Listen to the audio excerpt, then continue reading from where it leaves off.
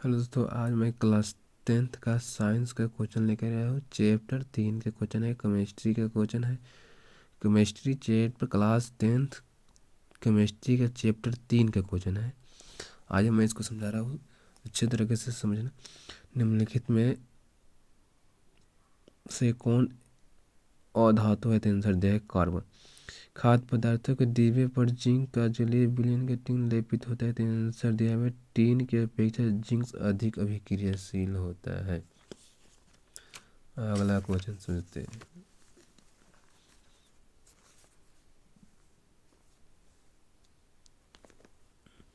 Target examination master, ठीक है, ऊपर लिखा हुआ है।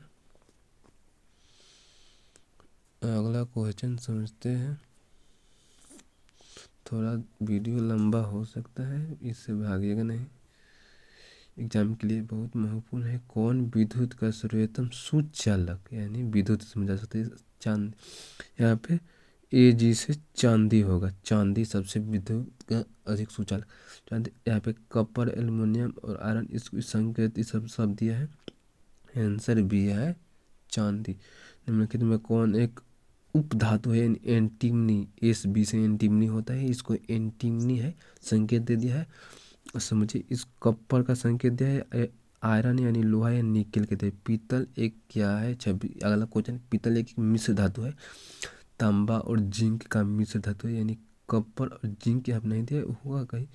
तांबा और जिंक का मिश्र धातु, आंसर सी दिया है। पीतल एक तांबा और कॉपर का मिश्र धातु। निम्न में से कौन एक आयनिक यौगिक है? यहाँ पे आंसर दिया है कैल्शियम क्लोराइड, सी एस है। ये मीथेन का है, ये कार्बन डाइऑक्साइड होगा और ये अमोनिया का रासायनिक सूत्र होगा, ठीक है। तो यहाँ पे आंसर से है कैल्शियम क्लोराइड। निम्नलिखित में से कौन एक आयनिक यौगिक है? तो कैल्शियम क्लोराइड। अगला क्वेश्चन समझिए। निम्न में से कौन सा पदार्थ ऑक्सीजन से संयोजक नहीं होता है? तो यहाँ पे आंसर दिया है गोल्ड यानी सोना, ए यू से सोना होगा, ठीक है। सोना आंसर दिया है। Zinc Z N C U, और यहाँ पे के से पोटेशियम होगा, ठीक है। शुद्ध सोनू को व्यक्त किया जाता है तो 24 कैरेट। कौन सा अधातु कमरे के ताप पर द्रव होता है? तो आंसर दिया है ब्रोमीन, ठीक है। और सीसा और टीन का मिश्र धातु को क्या कहा जाता है? यहाँ पे सोल्डर कहा जाता है।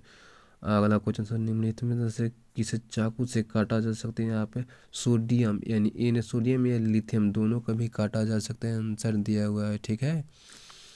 निम्नलिखित में से कौन अधिक अभिक्रियाशील है? तो यहाँ पे दिया है कॉपर यानी तांबा सबसे अधिक अभिक्रियाशील तत्व है। निम्न में से कौन सा एक अधातु है? तो अधातु यहाँ पे कार्बन है, ठीक है। बाकी के सोना और आयरन और एल्युमिनियम सब धातु है, बाकी के एक अधातु है। अगला क्वेश्चन समझते हैं। साइंस का महत्वपूर्ण क्वेश्चन है, VVI क्वेश्चन है। कार्बन एक क्या है? तो कार्बन एक अधातु है। सिलिका क्या है? सिलिका एक, इसमें से कोई नहीं, ना धातु ना धातु ना उपधातु, कोई नहीं है, ठीक है। बक्साइट निम्नलिखित में से किस धातु का मुख्यतः? एल्युमिनियम का बक्साइट एल से एल्युमिनियम होता है। Bauxite chloride corundum feldspar diaspore mica, ये सब बक्साइट का यानी कि एल्युमिनियम का अयस्क है। धातुओं की प्रकृति क्या होती है? तो मतलब विद्युत धनात्मक, और अधातु लगा देते तो विद्युत ऋणात्मक हो जाता है, ठीक है। धातु की प्रकृति विद्युत धनात्मक होता है। लोहे की इस्पात को जंग से सुरक्षित रखने के लिए उन पर किस धातु की पतली परत चढ़ाई जाती है? तो यहाँ पे दिया है जिंक की, जेडन से जिंक की। लोहे पर जंग यानी नहीं लगेगा, जिंक की परत चढ़ जाएगा। तो किस रासायनिक यौगिक को गर्म करने पर प्लास्टर ऑफ पेरिस प्राप्त किया जाता है? तो यहाँ पे जीप्सम है, यानी जीप्सम, जीप्सम है। आंसर दिया है विद्युत अपघटनी प्रक्रिया में अशोधित धातु को बनाया जाता है। तो यहाँ पे दिया है आंसर एनोड। निम्नलिखित में से सबसे अधिक अभिक्रियाशील धातु, यहाँ पे आंसर पोटेशियम दिया है। निम्नलिखित में से सबसे अधिक अभिक्रियाशील धातु है पोटेशियम। जब मैग्नीशियम फीता को जलाया जाता है तो उत्पन्न आग की लौ होती है। तो यहाँ पे आंसर दिया है चमकीला उजला, यानी इसको जलाएंगे तो चमकीला उजला आग का रंग दिखाई देगा। इस क्वेश्चन को समझ सकते हैं। अगला क्वेश्चन समझा रहा।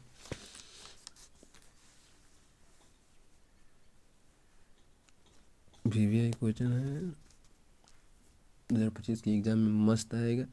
धातु की पतले तार के रूप में खींचने की क्षमता को क्या कहते थे? ये तन्यता सब्जेक्टिव में आ सकता है। तन्यता क्या है? तो धातु की जो धातु कठोर सतह से टकराने पर आवाज उत्पन्न करते हैं तो उन्हें क्या कहते हैं? तो आंसर दिया है धान्विक धवानिक धवानिक यानी हवा धवानिक में धवानिक सोने रस दिया है। सबसे अधिक तन्यता धातु क्या है? तो यहाँ पे सोना है, ए से सोना हो जाएगा। सबसे अधिक धातु का तन्यता 1 ग्राम सोने की 1 ग्राम सोने से कितने लंबा तार बनाया जा सकता है? तो यहाँ पे 2 किलोमीटर। 1 ग्राम सोने को पीट पाट के 2 किलोमीटर तक तार बनाया जा सकता है। कमरे के ताप पर मरकरी धातु किस अवस्था में पाए जाते हैं? तो यहाँ पे आंसर है द्रव अवस्था में। इनमें से कौन अधातु होते हुए भी चमकीला होते हैं? तो यहाँ पे आंसर अवेडीन, आई से अवेडीन होगा। ठीक है, अगला क्वेश्चन समझिए। सबसे कठोर प्राकृतिक पदार्थ यहाँ पे हीरा है। हीरा का पूर्णांक 2.42 होता है। ठीक है, निम्न एल्युमिनियम पर मोटी ऑक्साइड की परत बनाने की प्रक्रिया को क्या कहते हैं? तो यहाँ पे आंसर है एथोडीकरण। एथोडीकरण। इनमें सबसे अधिक अभिक्रियाशील कौन सा है? तो यहाँ पे आंसर दिया हुआ है न सोडियम। आंसर यह है, इनमें सबसे अधिक क्रियाशील सोडियम है। यहाँ पे देखिए सोडियम आ गया ना, एन से सोडियम यहाँ पे लिखे हुए सोडियम क्वेश्चन में लगा था। सोडियम की परमाणु संख्या 11 होता है और परमाणु भार 23 और इलेक्ट्रॉनिक विन्यास 1 होगा। ठीक है, आइए यहाँ पे समझते हैं। अगला क्वेश्चन है, काफ़ी आप देख सकते हैं कितना मस्त है। पोटेशियम यानी की से पोटेशियम होता है, तो वही मैं समझा रहा था। सबके संकेत यहाँ पे दिए हुए हैं। पोटेशियम की परमाणु संख्या देखिए, पोटेशियम की परमाणु संख्या 19 होता है, यानी कि वही 2 8 8 और इलेक्ट्रॉनिक विन्यास निकाले थे 2 8 8, लास्ट में जो बटा वो इलेक्ट्रॉनिक विन्यास निकल जाएगा। ऑक्सीजन की परमाणु संख्या आप सब देख सकते हैं, ऑक्सीजन की परमाणु संख्या 8 होता है। 2 और 8 ऑक्सीजन की परमाणु संख्या 8 होता है। क्लोरीन Cl से क्लोरीन की परमाणु संख्या आप देख सकते हैं 17। हीलियम H से हीलियम की परमाणु संख्या 2। कैल्शियम की परमाणु संख्या आप देखते हैं 20 होगा। फास्फोरस की परमाणु संख्या आपको ये याद करना पड़ेगा, परमाणु संख्या और संकेत और द्रव्यमान और इलेक्ट्रॉनिक विन्यास सब याद करना पड़ेगा।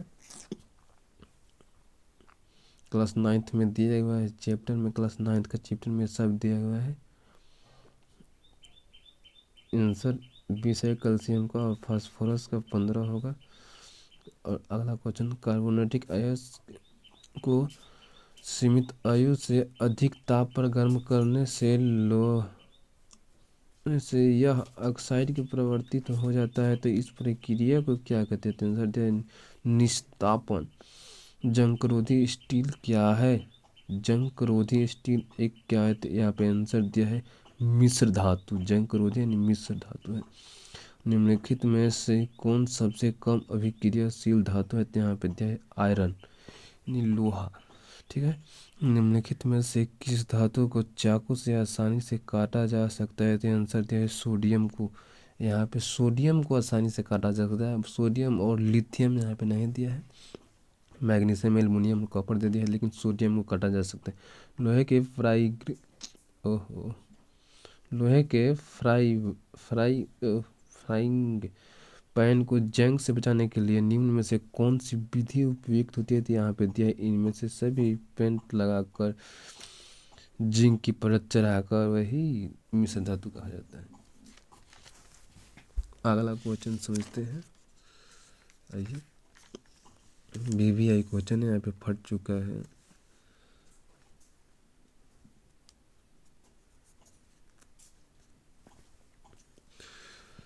क्वेश्चन नंबर है 305 नंबर क्वेश्चन है। ये सही से पहले बैठा देता हूँ। निम्नलिखित में से सबसे भारी धातु यहाँ पे यूरेनियम, यू से यूरेनियम होगा। ठीक है, सबसे भारी धातु यूरेनियम, इसे बम भी बनाया जा सकता है। निम्न में से कौन सा उप धातु है? उप धातु यानी जी से गैलियम, जी से कुछ होता है गैलियम, कुछ गैलियन ऐसे होता है। और निम्न में से किस धातु का गलनांक सबसे कम होता है? यहाँ पे आंसर दिया हुआ है, कौन निम्न में से किस धातु का गलनांक सबसे कम होता है? आंसर दिया सोडियम का। ठीक है, तो अब अगला चैप्टर है, यहाँ पे देखिए 4 कार्बन है, कार्बन या उसके युग। तो यहीं तक समझते हैं। अब अगले वीडियो में चैप्टर को मैं देखिए काफ़ी है, अगले वीडियो देखने के लिए कितना मस्त है देखिए सब। अब तक काफ़ी देखे थे तो मैं एक एक पार्ट समझा दूंगा, ठीक है? प्लीज़ वीडियो को देखिए, ठीक है? थैंक यू दोस्तों।